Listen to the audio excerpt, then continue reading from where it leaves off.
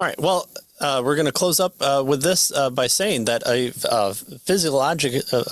physiologist claims that because young humans, children need physical stimulation for their developing brains and cannot easily connect media content with the three-dimensional world, and that solo viewing of television is not good for them. Again, we talked about iPhones last time, or smartphones, and now we're talking about bad TV.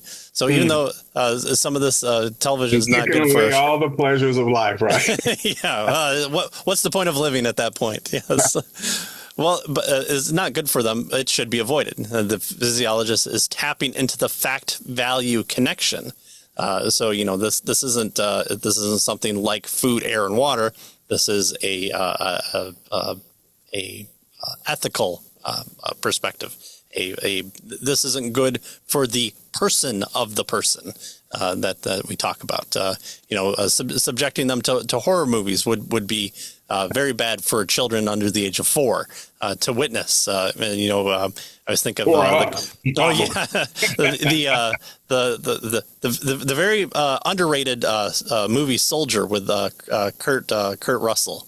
Where he's bred as a child to kind of like witness the horrors of humanity so that they can break him down and train him up, and they take out the weak soldiers among them, so they become this like super soldier until the future comes about and They get good things happen as a super, result. super soldier, Yeah, right? exactly. Yeah, it's a good movie. I really like it. So Yeah. The only thing I remember in that movie is that he could run forever.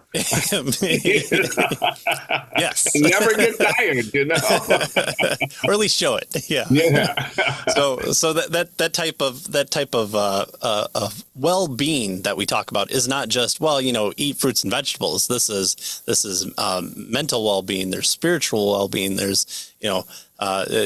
what your kids read. It's not all just comic books that you can give them. Those funny pages. You gotta challenge them with educational standards. All those things come about. Well, another way that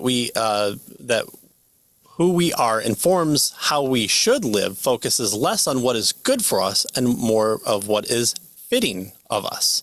So according to natural law theory, we don't cease to be human if we violate the natural law, but certain ways of living are befitting of a creature made in the image of God, and other ways of living are not. Natural law theory goes further still and insists that the ways of living that are befitting of us are also good for us, and not just individually, but on a cosmic scale, and all parts in between. So among your friend group, among society, among your country, among your world, and of course in your relationship with God is implicated there. So this section here, she moves from human nature to human purposes, right? Who we are to what we ought to be living like, and our purposes and that sort of thing. And so she attempts to get us to value based on who we are and how we've been created. Yeah. And of course, values will lead us to moral value. Yeah. And serial killers and the study of abhorrent and